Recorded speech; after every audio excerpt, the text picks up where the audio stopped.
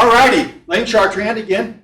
My background, like I said, I was a living historian for 31 years, active. I joined a local Civil War unit in St. Louis called the 11th Mississippi. It was comprised of gentlemen from Illinois and St. Louis area. Not a very large group back in 1975, 76 when it started, but two individuals came up from Ole Miss University in Oxford, Mississippi, and they had been doing research on Company A. Well, Company A was taken down in Oxford, so they decided to become Company G, which was the Lamar Rifles. The Lamar Rifles were a group of some of the men, or young boys, basically came from the university that didn't fit in Company A, which was called the University Grace. Now, the University Grace is fairly famous. You may have heard of them before. They were one of the companies at the Battle of Gettysburg on July 3rd that sustained 100% casualties. Every single man was either killed, wounded, or captured in Company A. The most famous soldier from Company A, University Grace, was Jeremiah Gage. Most of you have heard of the Jeremiah Gage letter. If you go to Gettysburg today on Seminary Ridge, you'll see where the North Carolina monument, not far from there is the 11th Mississippi monument. They were waiting behind there. As a matter of fact, today, if you go on a horseback riding trail on Seminary Ridge, you will actually go through the area where the 11th Mississippi was laying during the 1 o'clock to the bombardment that took place on July 3rd. And while they were laying there, a shell struck the ground, struck up through Jeremiah Gage and literally split him in half. He was only being held together by a few tendons, but he lived for like 4 hours afterwards. And while his soldiers were there, he wrote a famous letter. I've got to hold that letter, which is, we were talking about that. I did a documentary back in, now we're telling my age, 1992 with the University of Tennessee, and I was Jeremiah Gage, and they literally, and University of Tennessee and Ole Miss don't get along, as you know, but anyhow, I went to the university and they did this documentary, and I was performing Jeremiah Gage, so I got to read all his stuff and touch all the things.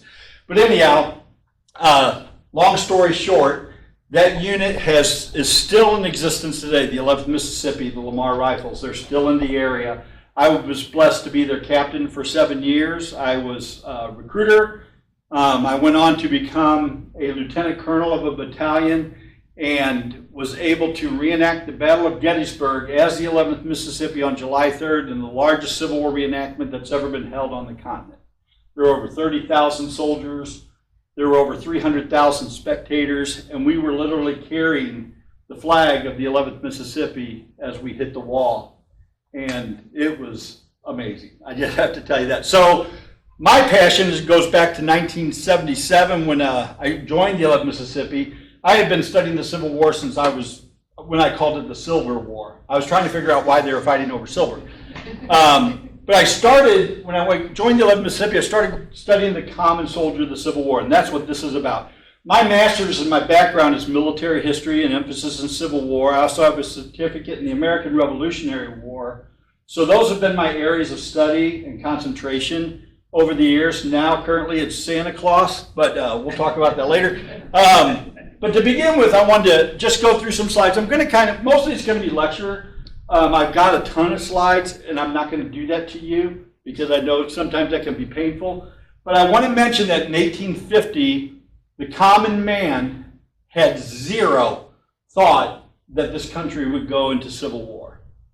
There was a lot of tension. There was a lot of course, the conflict interest, the Missouri Compromises, and all these different things going on. But the common man really was more reading the newspapers, going to the local pub or tavern, farming. They were doing everything. So there was really no thought that by 1861 we would be locked in combat. So when you talk about the common soldier of the Civil War, there is no such thing, as we all know that. Each individual had a family, a mom, a dad, they had a brother, a sister, a sweetheart, a wife, or children, they had different stories, they had different accents, they had different faith backgrounds, different religions. There's a book by Gerald Linderman, I don't know if anybody here is familiar with it, called Embattled Courage. I think that it's a mistake for anybody who considers themselves a historian, and I would go that far, that has not read it. You cannot have a real good understanding of the American Civil War without reading that book, because it's about the common soldier of the Civil War. It's about what they experienced. You have hardtack and coffee, you've all heard of that, all these things. And we did our research when we went back, so we started creating things. And when I got involved, there were no big sutlers like they have today. Today they have, you can go to a living history event, they call them reenactments, we don't, and you can go to a sutler and you can buy things that are fairly authentic, that literally, most of these pieces, and I don't mean this for bragging reasons, but just because we take that seriously, these would be what we call stitch counter uniforms. They're very detailed, they're very authentic. They are what the soldiers would have been wearing in the Civil War. You could actually put this in a museum and it would confuse people. One, because they stink, because we would wear them for so many years. But on the other hand, but because of the detail. And when we talk about the common soldier of the Civil War, again, why did they go to war? To defeat slavery or to defend slavery? Did they do it for states' rights? Did they do it for the Union, the old Union wagon? We'll get mostly they did it was because he's going, and I'm not staying on the farm throwing hay all day long while he's off, fighting the battles and seeing these grand things. And as we all know, by 1861, by July 21st, that illusion went away. Sort of like when you talk about the atomic bomb, things change. All of a sudden, things change for the most profound. As a matter of fact, a Navy plug here today. Anybody know what today is? August 5th. It's the anniversary of the Battle of Mobile Bay, when the USS Tecumseh had the bottom ripped out and sank within 30 seconds. It would literally just ripped it open like a can and flipped it over and sank there in Mobile Bay. So we remember those guys as well. But the common soldier, when they joined, again, uniforms were not standard, as we all know. This is a Mexican War uniform. You can see the blue. Now, this Kersey blue is good to see because a lot of people today, you'll see Union soldiers still wore the Union trousers. And now and we also got to remember this is important because you're only talking about 4 years here. 3 and not even 4 years that the war occurred. So people sit there and say, well, why were their uniforms so similar? Why was there because they were all American. They were getting their clothes and their cloth from the same places they were getting it when they were civilians. The manufacturers, the depot system. The South eventually created what was called the depot system, the Richmond Depot, the Selma Depot, I believe it was the Nashville. Anyhow, and in this depot system, what they would do is that's how they would distribute their uniforms. Well, early on, you got to remember there was already an established militia system in the South. A lot of them that went to VMI or that went to the academies, even some of those that had gone to West Point and returned back, there were already militia systems in existence in 1861. So they were well trained. They would get together, just like when we talk about the American Revolution. I did want to talk and kind of interject this. I hope this is okay, this kind of discussion. You can interrupt me at any time and ask questions, but I'm going to wheel this guy over for a second. This is... Yeah, oh, there we go. I get it? There we go, thank you. Okay, this guy here, we'll talk about him real quick. This is the first New Jersey line uniform. During the American Revolution, this is what they would have wore. They would have had the coat, the waistcoat, and this is predominantly the clothing style, not just of the late 18th century, 19th century, but also, as you notice, it still has the same elements as a Civil War uniform. You still have a waistcoat, okay? You still have a shirt, button sleeve shirt. You still have, here you already have long trousers. A lot of people said, well, they wore the knickers, right? The ones at the knees. Well, no, not necessarily. And this is buckram material. It's a cotton material, so you can see that it was, again, this here is a little bit more fancy than what a lot of the militia would have wore.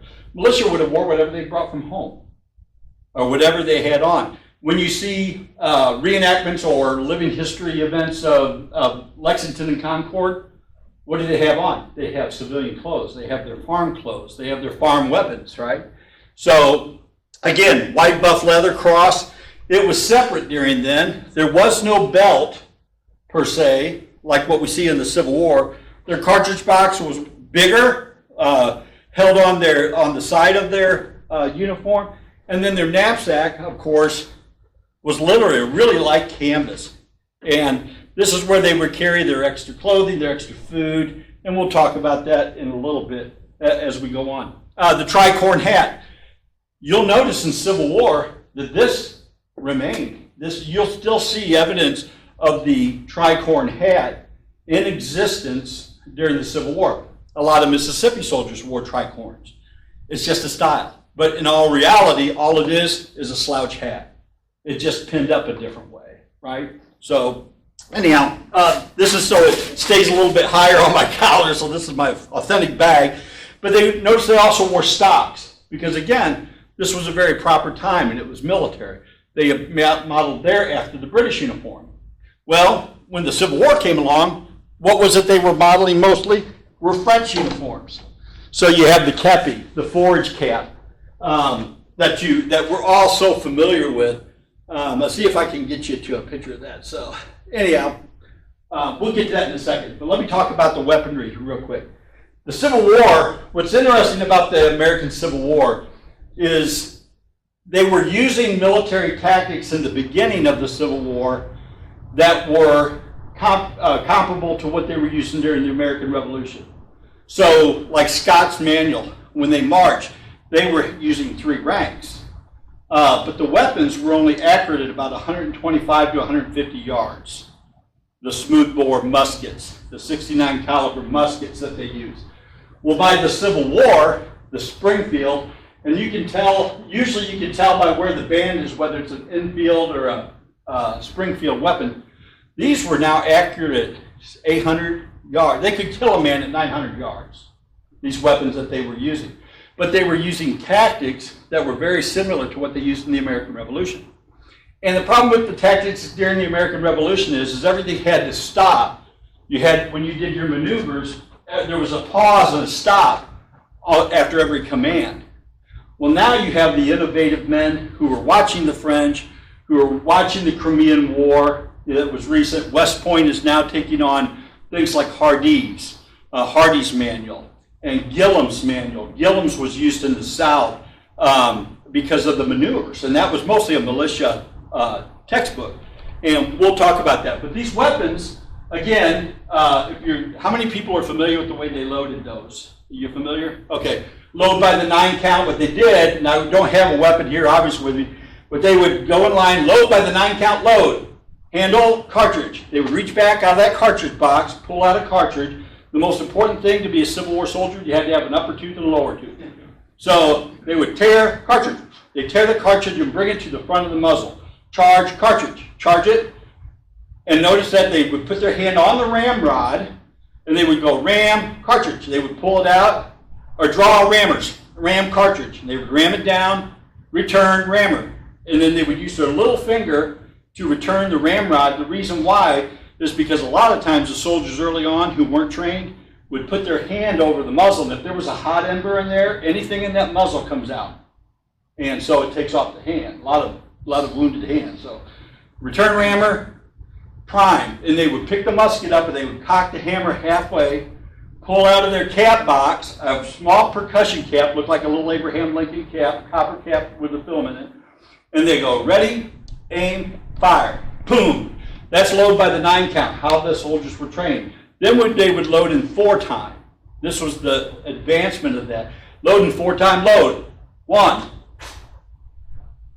2, ram. 3, 4, aim, fire. Now, a good soldier could load and fire the weapons 3 times in a minute. A Mississippian could do it 5 times in a minute. So, but then, no, but they were very efficient at it, and they did this every day. And they did their 1, 2, 1, 2. soldiers sometimes were so illiterate, and that's not an offensive thing, they were just right off the farm, right? These farm boys that never were in the city. And they would join the ranks, and they would not know left from right, but they knew the difference between hay and straw. So the drill instructor would shove hay in one foot and straw in the other sock, and they go hay, hay, hay, straw, hay. And then that's how, so you hear that, that's exactly what they're doing. They knew the difference between hay and straw, but they didn't know the difference between left and right. Now remember what I said, when these guys were joining, a lot of them were coming from the farms. Now the northern, the Unionists, the Union soldiers, the Yankees, were usually predominantly in a better health situation than the Southerners. Not that they were more healthy, but that they were born and raised and bred in a city where the germs, they were immune because of spreading of germs amongst themselves. These boys coming from the farm were around people pretty much for the first time. That happened in the north too. So, I mean, I'm not saying, but you can understand why there were so many deaths from disease. Mumps would kill you. If you got the mumps or if you got the measles, these things would kill you. Early on, and thousands of soldiers. You've seen it in Gone with the Wind, where the officer that marries Scarlett dies. Why? Not on the battlefield. He dies because of disease. He gets sick. Hey, Layne, you mentioned the hay, straw, hay thing. So yeah. Was that then the evolution eventually what became the Marine Corps? Was it those guys? Anyway. How'd you know? That's right. Yes, anyway, sorry. So to the Marine. But they a more serious question. Yeah. Slightly. Your 3 shots per minute was on the 4 count, I presume. Yes. What was the turnaround on the 9 count? On a 9 count, it was probably 1 or 2 shots, maybe a shot a minute. But see, this is important, and this ties into, for any of you that go beyond the Civil War, in 1866, there was an encounter with Crazy Horse at what's called Fetterman's Massacre up in Wyoming, and at Fort McKerney up there. Fetterman said that he could go through the whole Sioux Nation in 1 day. So Crazy Horse and a few warriors baited him out. They had Enfield and Springfield Civil War muskets that they were using in that battle, and they were going against Crazy Horse. Crazy Horse wiped them out within a matter of hours because they were using bow and arrow, and you could shoot 10 arrows to one muzzle-loaded musket. So that's why the Henrys and the Spencers were so important later on, because you could load those, and they said you could load them on Monday and shoot them until next Sunday. The problem is with that, and this is the big thing, everybody said, well, why didn't they make more Spencers? Why didn't they make more Henrys? Why didn't they make more? Because Lincoln and the administration said, look, that's a waste of ammunition. It was. Truly was. But when you see the effects of what happened at the Battle of Chickamauga, for example, of how one regiment held off 2 brigades, it's hard to argue against the importance of having a repeating weapon. But again, remember, at the Battle of Stones River, it's estimated that it took, let me get this right, 2,100 rounds to kill or wound 1 Confederate soldier for each casualty. So think about the cost of that. That's why you still find drops all day, because what do? Drop it, okay, I dropped it, pick up another one. That's why you find a lot of mini balls intact on battlefields, is because they're drops, is what they are. Overshoots. Civil War is, they estimate that literally almost 80%. That's why you would think, as large as these battles are, that there would be more casualties, right? I mean, there's phenomenal casualties, don't get me wrong. But a lot of soldiers overshot. They were all trained to shoot at the knees.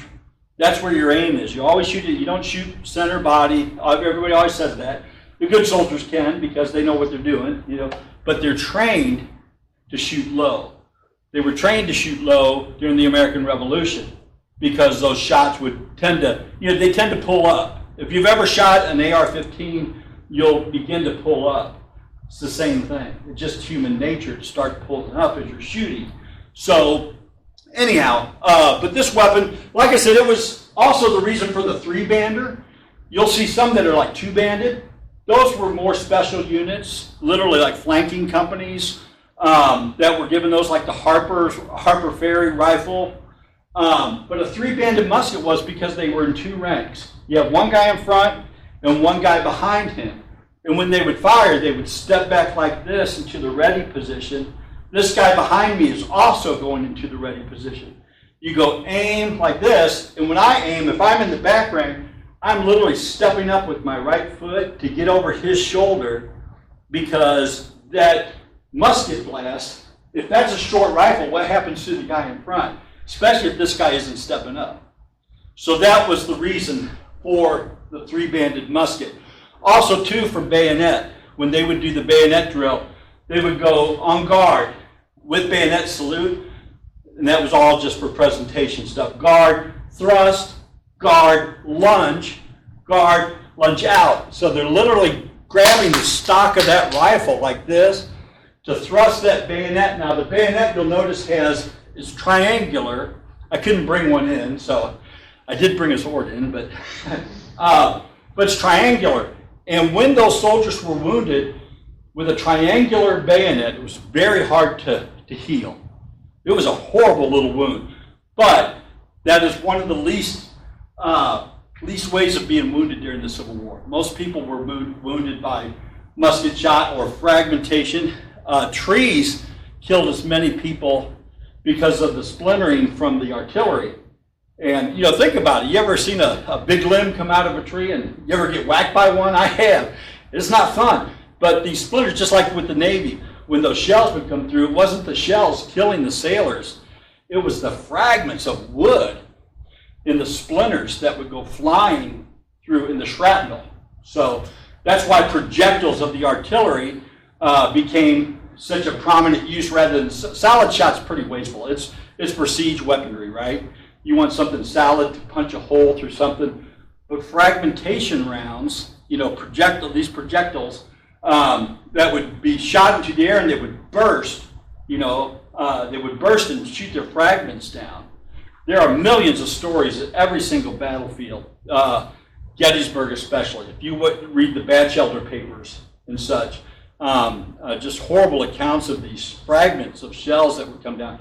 At the Battle of Murfreesboro or Stones River, Rosecrans was riding with his staff officer, Gershay, and Gershay, a solid shot came, struck Gershay's head right above the jaw, took it off, and splattered Rosecrans. They believed that's what unnerved him for the battle.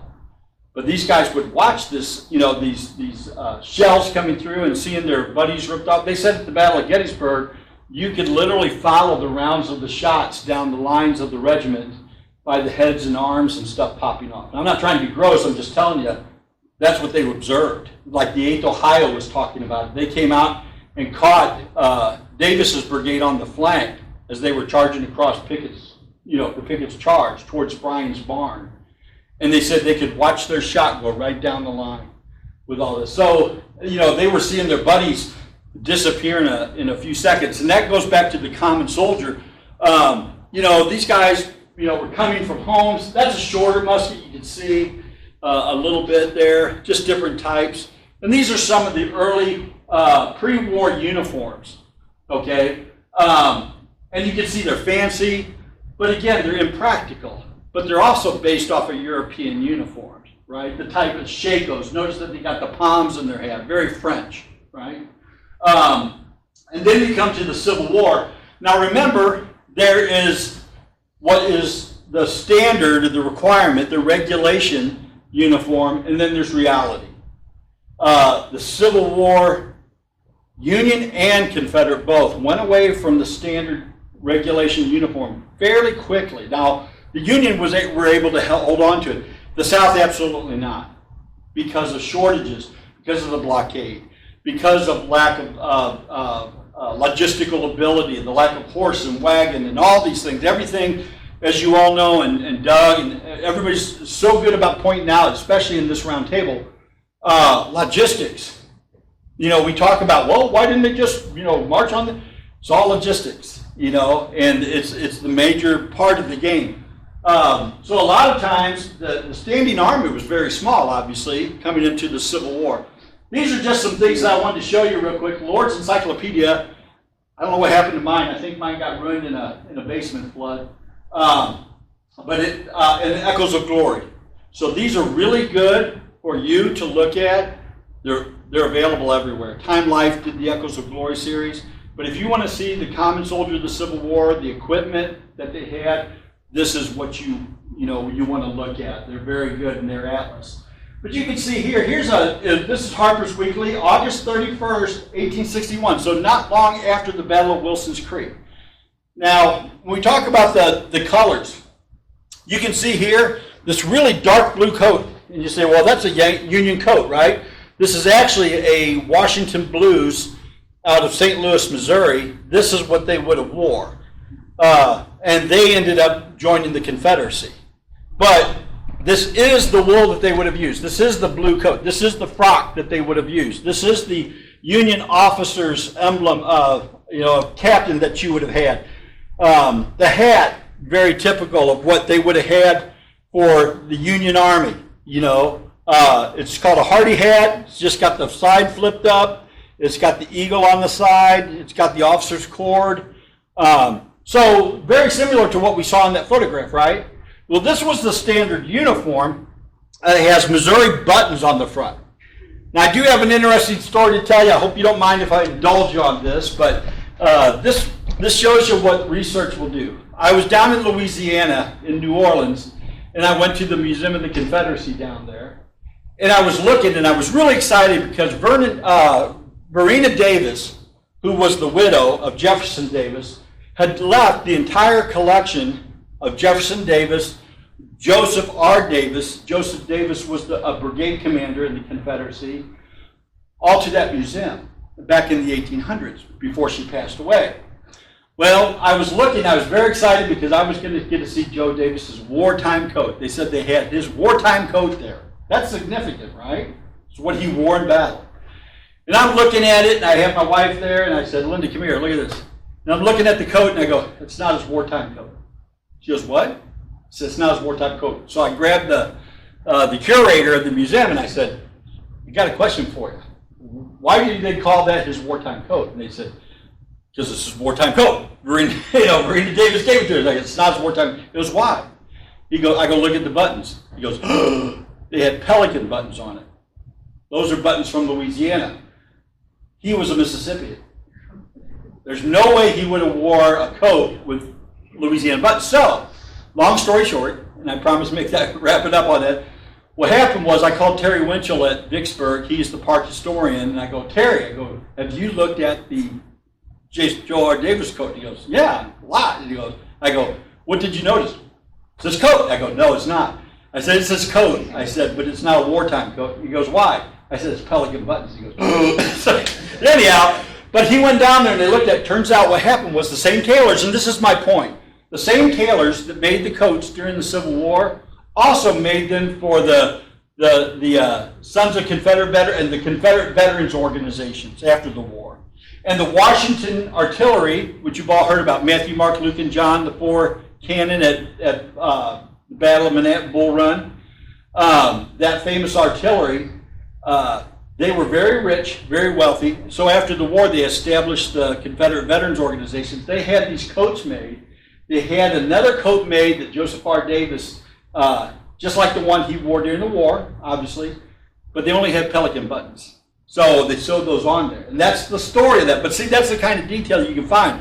When you look at these uniforms, you see this is officer, this is enlisted. And the reason why I brought this in, because it's very common, whether it's north or south, that they would have a lot of times, the northern soldiers, it is so true. If anybody has ever been in the military or done any kind of camping for an extended period of time when you're on, having fun, you'll notice that pants wear out quickly.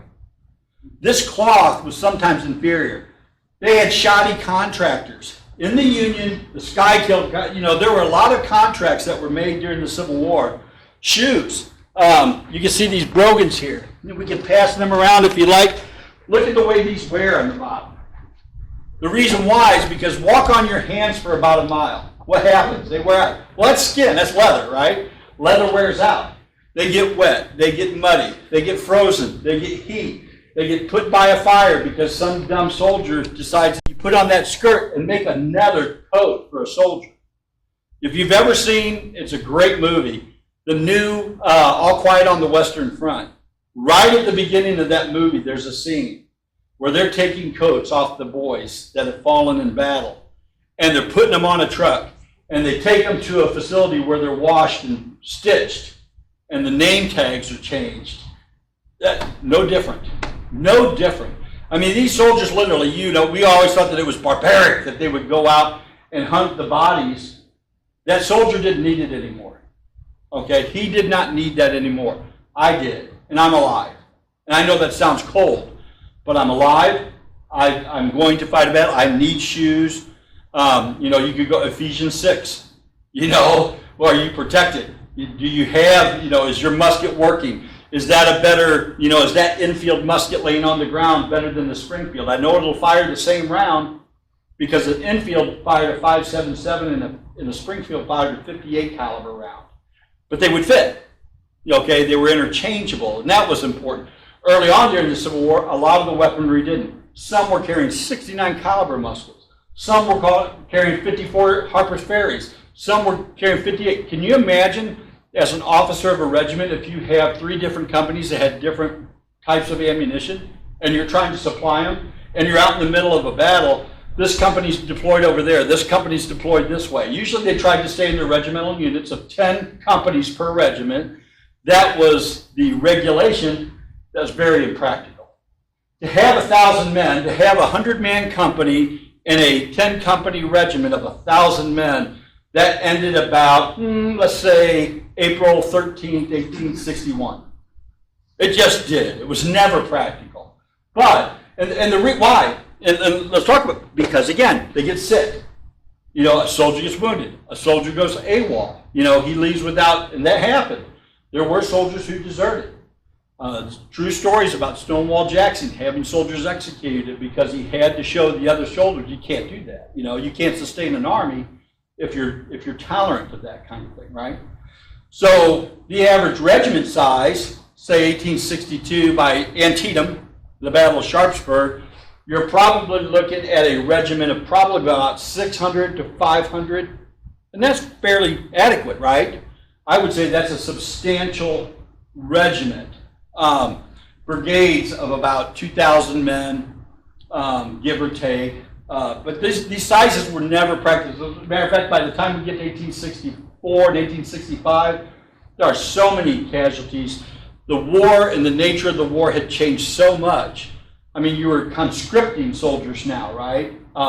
People weren't volunteering to go fight for the South or go fight for the North anymore. It was like the Gangs of New York. Literally, if you've ever watched the movie Gangs of New York, get off the boat from Ireland, put a uniform on them, and send them to the battlefield, right?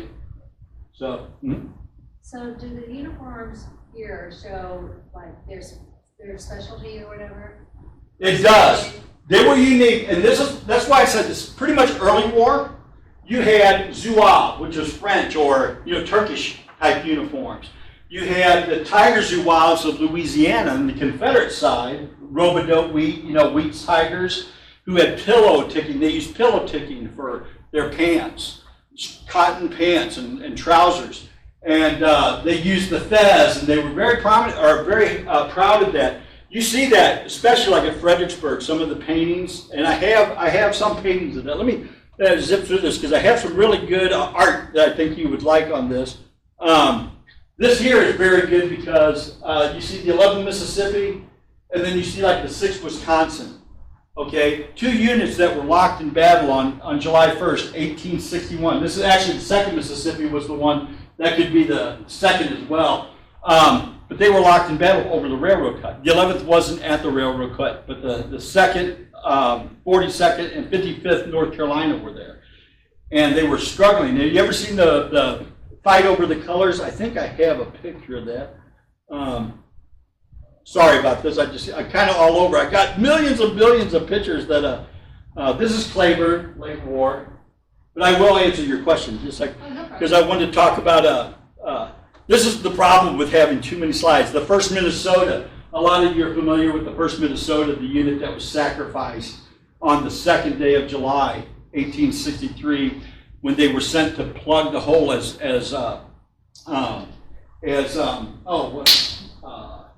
Mississippi.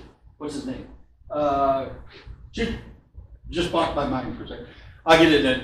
And the assault from Seminary Ridge towards Little Round Top. This was in the Death Valley right there, where they were coming through, and they literally sacrificed themselves to stop this assault coming through at Gettysburg, and they were wiped out almost to a man.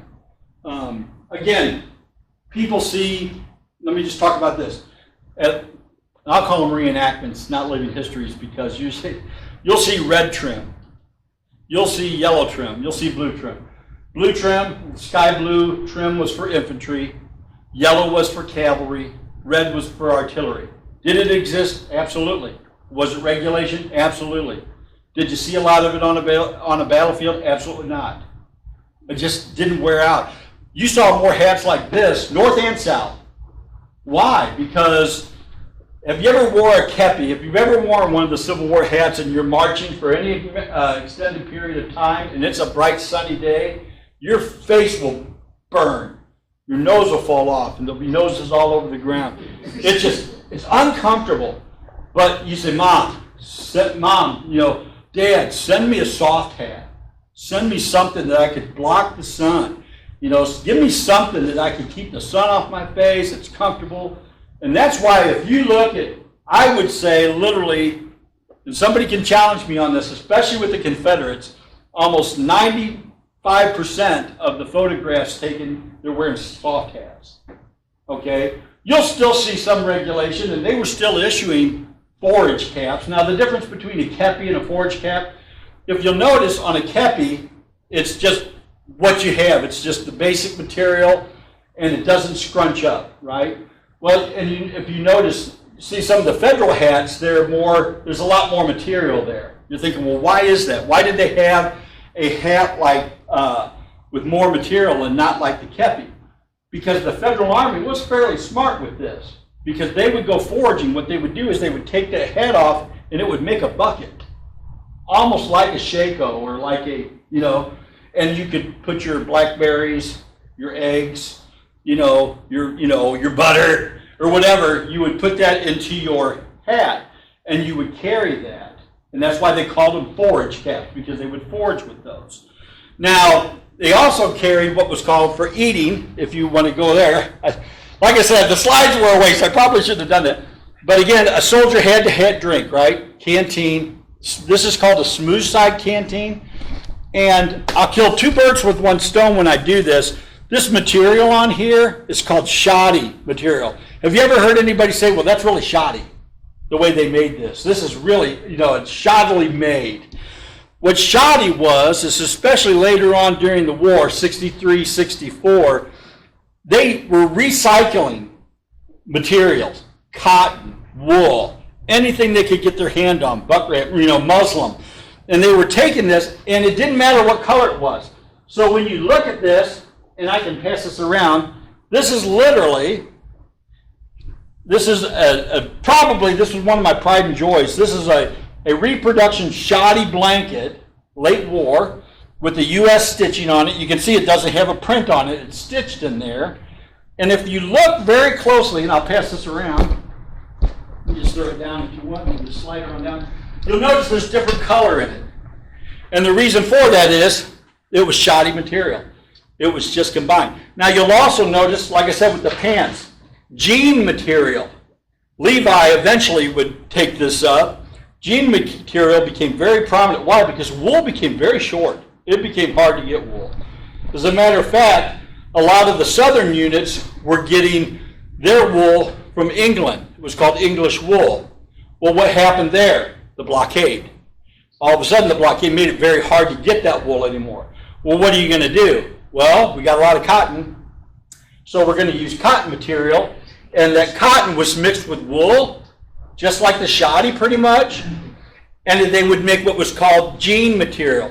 Now, as a historian, I say this because I don't want to offend anybody, but this was called Negro material. So it wasn't really, they weren't real thrilled about wearing it because that's what the slaves wore.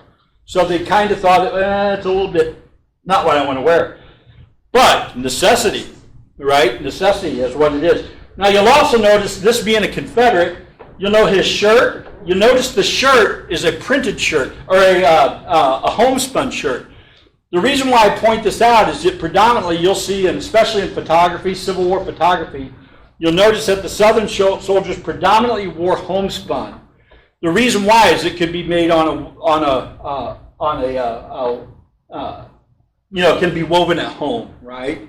They can do it on their own system. So the Union predominantly has a lot of printed shirts. They had printed cloth. That's why you see like paisleys.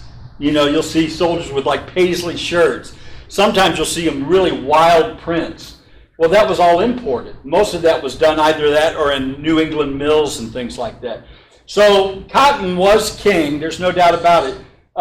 It's interesting when we talk about the opinions of slavery.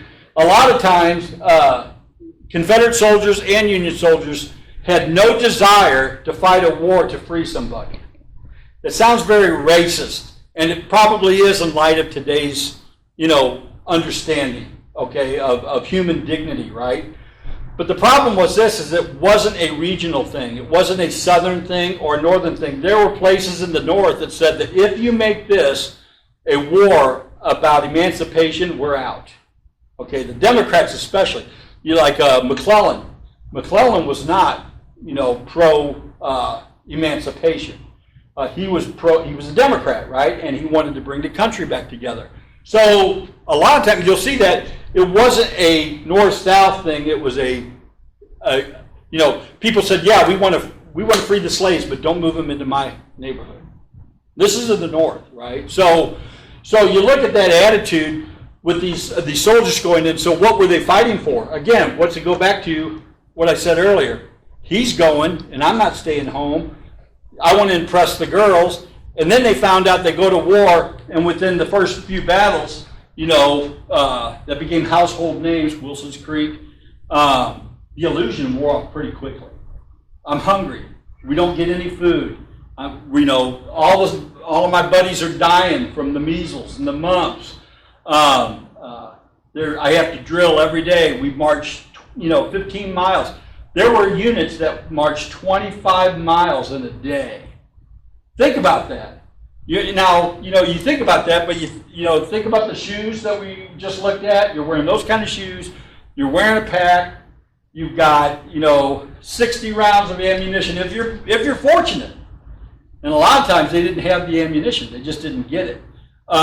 You got cotton canton flannel underwear. It was a really kind of a thick cotton that they wore in the winter.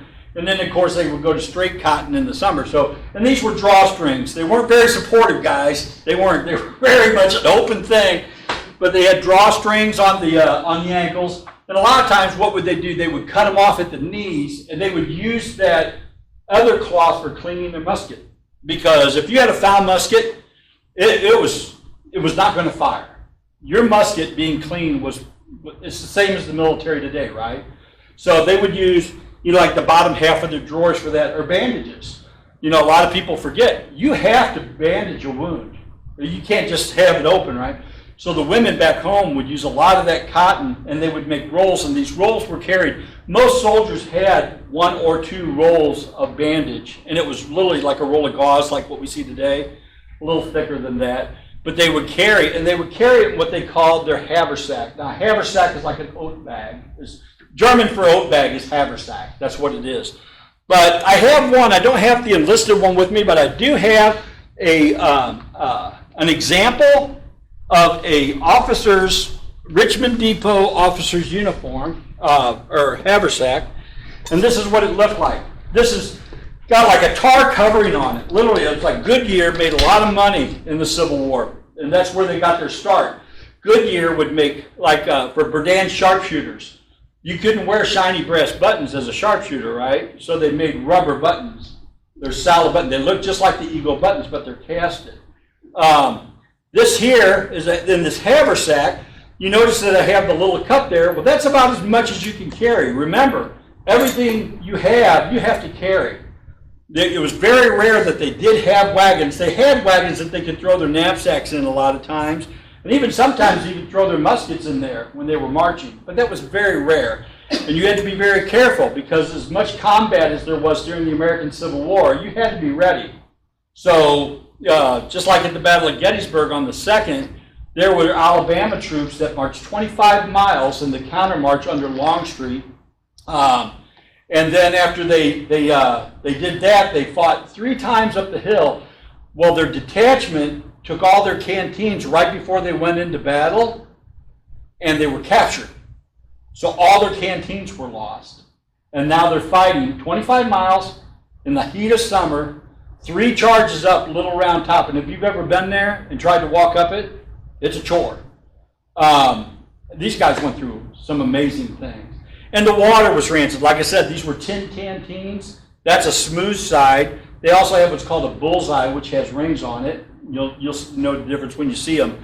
But this smooth side was very prominent early war, but it would rust. They would use paraffin wax and beeswax on the inside and shake it, heat it up and shake it so that it would take away some of that tinning up. But guarantee you, when you drink water out of a Civil War canteen, when you pour it out like that, it's red. It is red. So you get your iron. That's what we used to say. Hey, you're getting your iron. In here would be different things. And the one thing, and this is a kind of a neat thing, this is a Civil War deck, a playing card deck. At the Battle of Spotsylvania, 1864 in May, as the Union soldiers were charging across the field, Emory Upton decided to make a massive column assault. It was going to punch right through the Confederate works, and it was successful. So anybody who's familiar with the Battle of Spotsylvania, that's a neat battle, an incredible bloody battle to study. But this maneuver of column en masse was coming across the fields, and the Confederates were watching them. They were in awe. It sounded like a waterfall. They said, this big roar of these massive men coming towards them, and they were stunned. And it was early in the morning. Just the sun would just started coming up, and a lot of the muskets that the Confederates dropped their caps on misfired because of the moisture. Again, another reason why they tore up their clothing. The shirts were torn up. A lot of them, you see them you'll see paintings of battles where guys are not wearing jackets. Well, certainly they discarded a lot of stuff. Knapsacks were thrown away. You didn't take that into battle. It was just too heavy. It'd get you killed. But you also saw this as they were marching across the field. These soldiers were throwing their playing cards up in the air. They're chewing tobacco in their pipes because if you die, whatever is in your haversack is sent home to mom and dad. And you did not want mom and dad knowing you were playing cards and smoking tobacco. Now that is a true account. Again, it kind of takes you into the psychology of the common soldier, because the common soldier oftentimes did believe that there was an unseen holy veil of God that was protecting them, and that they had to march forward. A lot of us say, "Well, I could never do that." There's a good book that many of you may have read about World War II at Iwo Jima called "Goodbye Darkness," I think. And this Marine soldier was reflecting on that. And he was talking to some high school kids. And he was telling them how they used to make mohawks and wear Indian headbands and top hats when they would charge the beaches. It was very common to what I'm talking about with Civil War. And it was all psychological, right? They just wanted, and they said, "I couldn't do that." And he looked at him and he says, "You're right." Because it was all about mindset. It was all about they were fighting for something. These soldiers were literally fighting for something that they thought near and dear. They believed that they had an obligation. They had a duty, honor, and courage and respect meant a lot to them. How they died. He says, "Hey, make sure that you give my best to what, the last things that Jeremiah Gage was saying. Give my best regards to Miss Mary." He loved her, but he would never marry her. She would go on to marry somebody else because he would die in battle. He literally took that letter and he dipped it in his wound. It is stained to this day with his blood, And that was, we would say, "Well, that's morbid." No, it was what they did. This is how they responded. They would carry in here, like I mentioned earlier, poke sacks. This is where this comes from. If you ever heard of a poke, this is what a poke is. It would have parched corn. The Confederates sustained mostly on parched corn, maybe an apple if they were fortunate. There's stories even during the American Revolution of soldiers that went and picked green apples and got the screamers. If you know what the screamers are, we know what the screamers are, but it just about wiped them out at the Battle of Camden, South Carolina during the American Revolution. But that was still common during the Civil War. This is your housewife. This is what this is called. And in here are your sewing threads, your buttons. You had to repair everything. Everything had to be repaired. And you carried that on you. And this was very, very important because, again, that's why when you see metal detectors, people go out into battlefields, they find everywhere. Where do they find? Buttons. You're always finding buttons and things like that. They would carry their salt and pepper mixed together. Now, why would they do that? Was because it was hard to carry more. You couldn't carry all those containers, right? And a lot of times they were given 3 days rations right before they would go into battle. If they were in campaign mode, a lot of times they would go into battle. They would give 3 days rations. Well, they would eat it. The veteran soldier would eat it. The reason why was because it traveled a lot lighter in your stomach than it did on your hip. Okay? And so just go ahead and eat it. Yeah, you're going to be hungry for a day or two or something like that, but you're not going to lose your food. Okay? Salt pork, of course, we know about the different things that they ate. Hardtack, which was a very hard biscuit, and there's a lot of songs about hardtack. They would carry knives, bone-handled knives. That was very typical. We see these in civilian for 19th century all over the place. Forks, spoons. A lot of times they would make things out of this stuff to accommodate things that they needed. So again, this was where they carried almost everything that they were going to use or touch. Anything that was kind of extra, like an extra pair of socks, would go into what's called the knapsack. And the knapsack was like what I showed you on the American Revolution. They would carry what was called a double bag. The Federal was the best supplier for the Confederacy. The Confederacy just didn't have a lot of things. So as we know from early in the war, all the way up to 1863 and into 1864, like say at the Battle of Chancellorsville, where the South was very successful against the North, as those soldiers would retreat, they would literally supply themselves with what was dropped in the battlefield. That's why you see this Confederate soldier wearing a Union overcoat. Now what they would do with this, you notice that it's a short-waisted cape on this. The cavalry had a longer cape on it, but the infantry had a short cape, and they would literally use this to cover their heads at night. This would be their blanket. They would wrap up in that to sleep, and that's pretty much the reason why. You also notice he's equipped with good Union leather. Okay, he's got a U.S. buckle and an eagle plate. And people during, and I'll say reenacting again, reenactors oftentimes will turn the buckle upside down, okay, in a disgraceful act against the North. I'm going to turn it around. So, they didn't do that. There's really little to no recorded history of that. Why? All they wanted to do is use it. That's good leather, right? My cap box, this is where your percussion caps went. There's a little piece of wool that blocks the caps so that the caps don't come out. Has everybody here seen a percussion cap before? Like I said, they are literally just, if you like to, they're literally just like a little top hat. You can throw it down table two. That is an explosive, so no, but hey, Layne, yeah. So we're technically at time. Yeah. However, how do you guys want to give him about another 10 minutes? Would you guys be cool with that? Whatever you want. And, all right. Like I said, and I apologize that I'm like shotgun all over the place. You can see that this top is enormous. It's an enormous topic when we talk about it. Your sack coats and your officers' frock coats, again, remember that this is what everybody wore towards late war. When you get to the late war, the common soldier really was down to wearing a sack coat, and usually it was made of jean material or cotton. Butternut comes from dyes, when they used a nut that they literally made a homemade dye out of to try to make it gray. And this is what it came out to. Sometimes it would be gray, but sometimes it would be brown. The reason why you see that, you go, well, why were they wearing brown? It faded. The color just didn't hold its gray. The reason why they went to blue and gray, we know a good example of that at Wilson's Creek. Here in Missouri, August 10th, 1861, the Texas unit, one of the Texas units was dressed in a dark blue uniform. One of the Confederate units were also dressed in a blue-gray kersey, which is an English wool, sort of like this one here, and that was the 3rd Louisiana.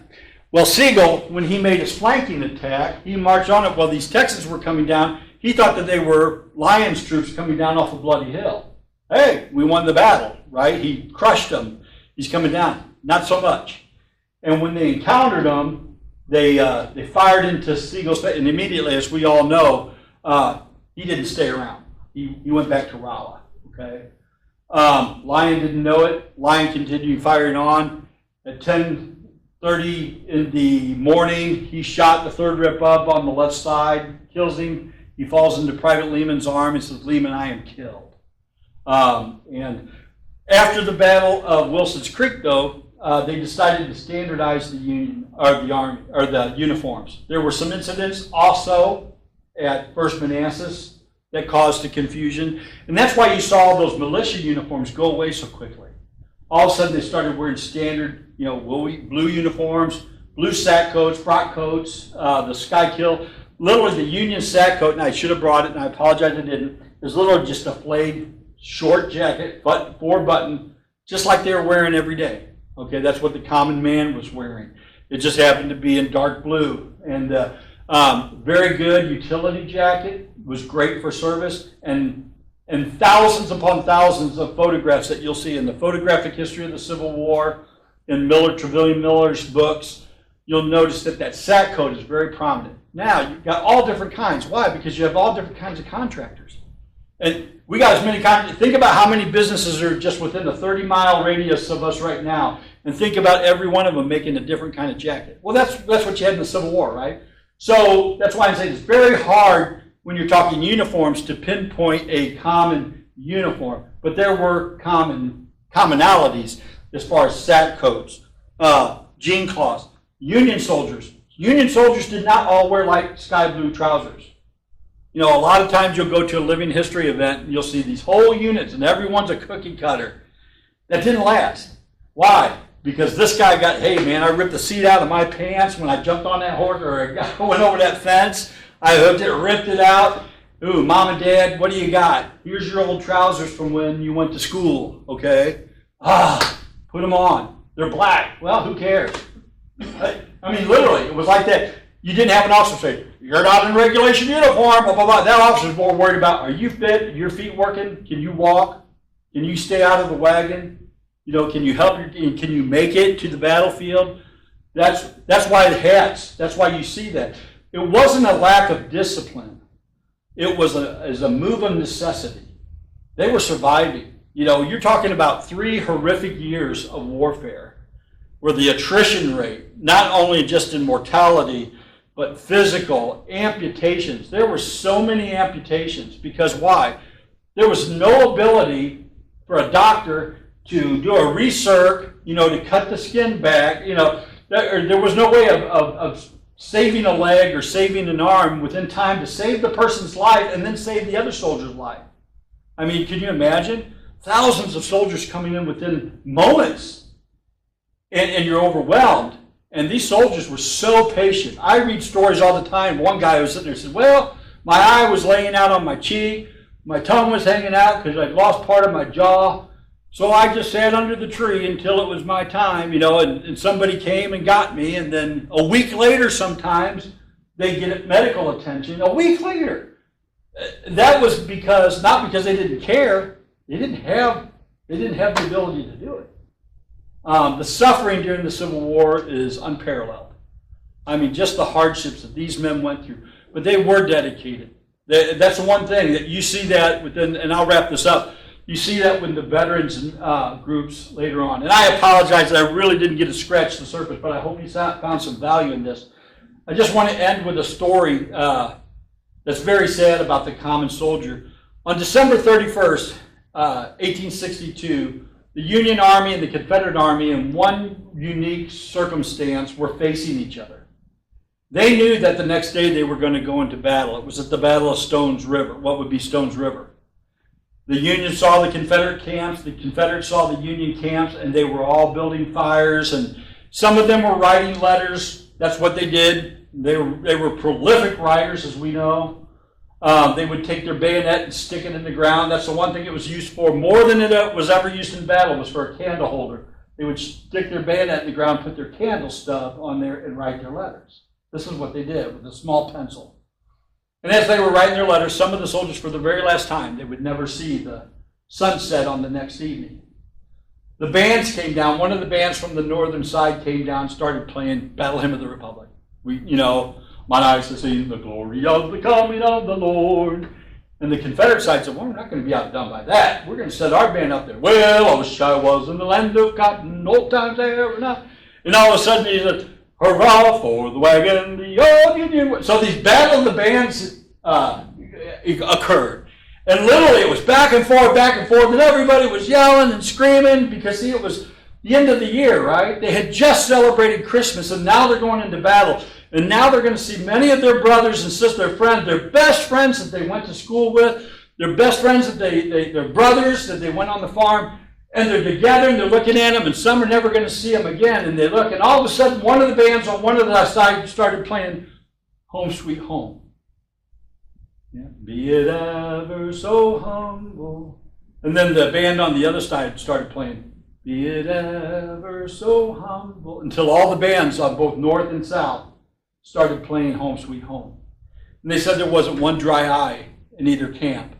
And the reason why is because every single one of them just wanted the war to end. They wanted it over. They wanted to go home. They wanted to see the new year. And many of them wouldn't. And tragically, 600,000+ soldiers perished. We don't really know the full count.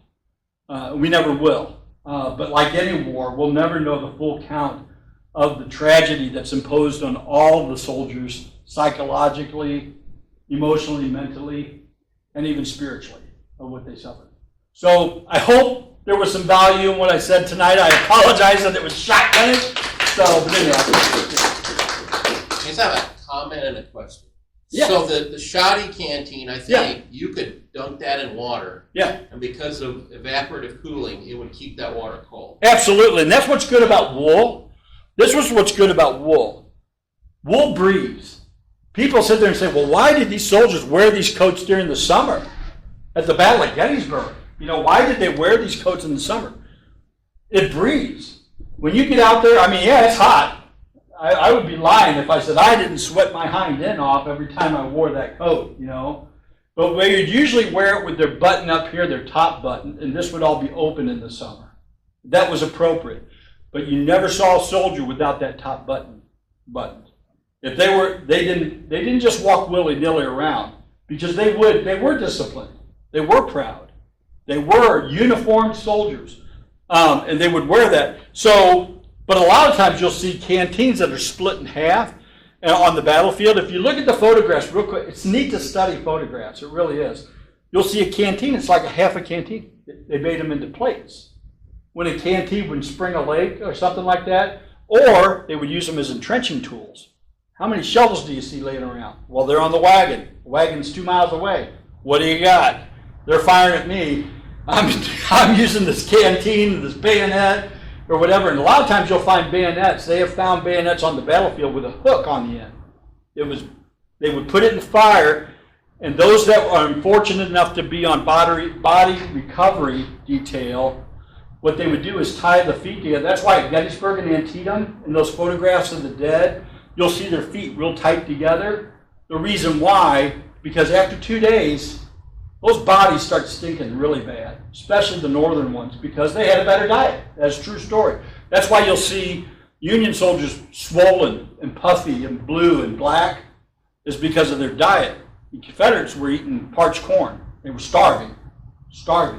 And they would take those bayonets and they would hook between their feet a piece of rope that they had tied, and that's how they, well, I'm trying to say it, but that's a real thing. They just put it on the top of their musket, right?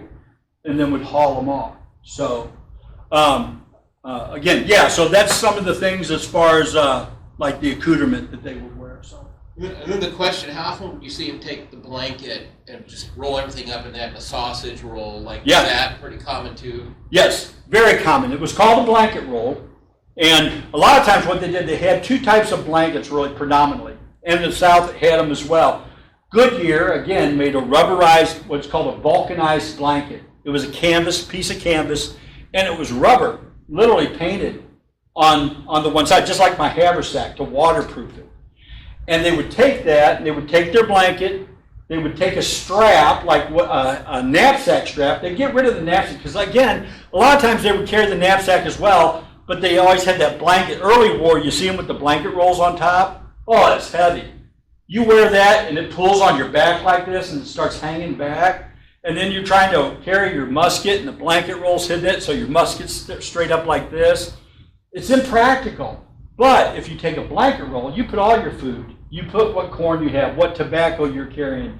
You put your love letters and your little bitty Bible. Most of them carried a small Bible with them. And they would put that and roll it up real tightly, and then use either twine or rope from the cavalry. They would take straps of leather, and they would tie it like this, and they would sling that over their shoulder. And it rode fantastic. We most of us in living history reverted eventually late war to it. Now, we would portray all different periods. I portrayed Union, I portrayed Confederate, I portrayed early war, late war, mid-war. I fought every battle you can imagine. I fought Gettysburg 3 times, and it comes out the same way every time. I don't get it. But we portrayed just about everything. We campaigned what's called campaign style. And real quickly, I know we got to get going. But in campaign style, you carry a half, a shelter half. I carry a shelter half. And again, that was incorporated in your blanket roll or your knapsack. So when you stop, you get with your partner, your comrade, you get with your buddy and your messmate, and you button your flies together. There's buttons on there, pewter buttons. And you get some sticks or your muskets. You invert your muskets with the bayonet on it, and you tie it to the trigger guard. And that's what you slept under. You just literally crawled in there, and that's called campaign style. We, as a battalion, ours was I'm going to brag on them, we were the national drill champions for the United States. We beat the Union and Confederate, all Union and Confederate units, and we were one of the most authentic. Today, the Liberty Rifles, I would say, is the best unit if you're looking for something to model after. But we literally started campaign style. We would literally go wherever we were in the middle of the woods, on the ground, rain, shine, snow, heat, and we would sleep on the ground just like they did. And one story from the Civil War is these soldiers went to sleep one night, and there was a snow that was coming down. They all used their gun blankets and covered it. And the snow began to fall, and they didn't know it. And one soldier said, all of a sudden I noticed I was getting warm. He said, I was getting warm for some reason. I couldn't figure it out. He said, early in the morning, I popped up like this, and I popped up through a foot of snow. He said, I looked around, and I saw all these mounds of all these guys that hadn't woke up yet that were underneath the snow. He said, and all of a sudden, every once in a while, a soldier would pop up like that, and he goes, Great Jehoshaphat, so resurrection. But anyhow. Any other questions or comments or anything? I sure appreciate y'all listening and putting up with me and my rambling. And Thank you. Thanks. Great. yeah, thank you.